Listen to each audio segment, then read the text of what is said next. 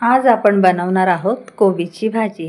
तर मी कोबी अशी बारीक चिरून घेतलेली आहे आणि स्वच्छ धुतलेली आहे आणि यामध्ये मी वाटाणा घालणार आहे। तर वाटाणा पण सोलून मी घेतलेले आहेत। नमस्कार मंडळी, मी वनिता। माझ्या चॅनलमध्ये तुम्हा सर्वांचे खूप खूप स्वागत आहे। त्यासाठी लागणारे साहित्य मी इथे एक कांदा घेतलाय कट करून आणि टोमॅटो पण एक घेतलाय कट करून, कोथिंबीर आणि हिरव्या मिरच्या घेतल्यात। किती आपल्याला तिखट पाहिजे त्याप्रमाणे आपण घ्यायच्या आणि इथे मी लसूण घेतले। तर चला पुढे मी दाखवते। गॅसवर मी कढई ठेवली आणि त्यामध्ये थोडंसं तेल घालायचे आहे, लसूण आणि हिरवी मिरची आणि छान असं परतवून घ्यायचं। यामध्ये घालते मी कोथिंबीर आणि कोथिंबीर सुद्धा छान अशी परतवून घ्यायची आणि हे आपल्याला वाटण करायचं आहे। तर मिक्सरला मी बारीक करून घेते। इथे मी गॅसवर कढई ठेवली आणि त्यामध्ये तेल टाकलेलं आहे। तर यामध्ये जिरं घालते, कांदा,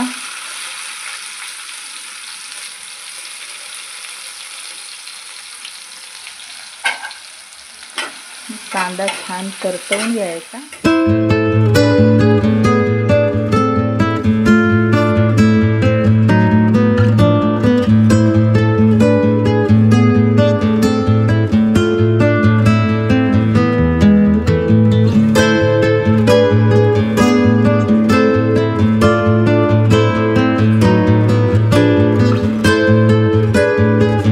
यामध्ये टोमॅटो घालते,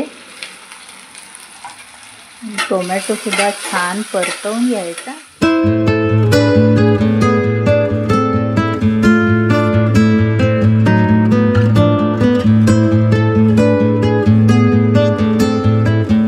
यामध्ये थोडी पाव चमचा हळद घालूया आणि थोडीशी धण्याची पावडर घालायची आणि मिक्स करून घ्यायचं। वाटाणे घातले आणि वाटाणे परतून घ्यायचे तेलामध्ये छान। आता इथे मी कोबी पण घालते।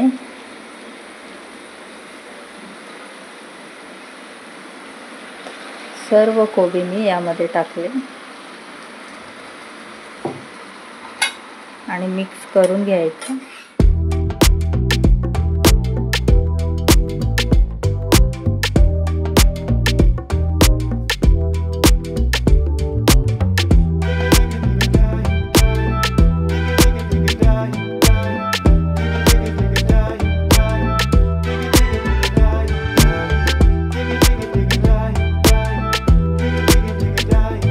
चवीपुरतं मीठ टाकते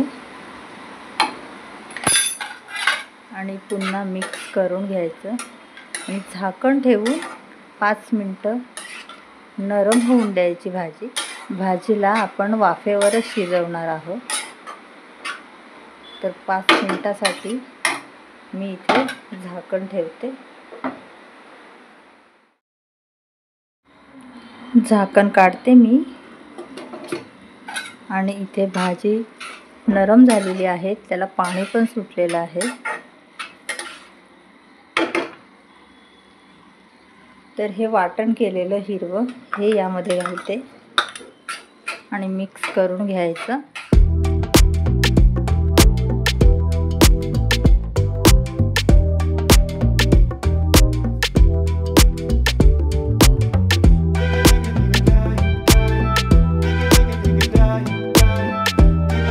यावर झाकण ठेवते आणि 5 मिनिटं शिजून द्यायची आणि आपल्याला ही वाफेवरच शिजवायची आहे भाजी।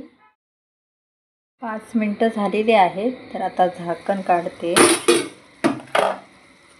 आणि भाजी बघा आपली मस्त अशी शिजलेली आहे आणि वाटाणे पण शिजले। तर आता इथे मी गॅस बंद करते।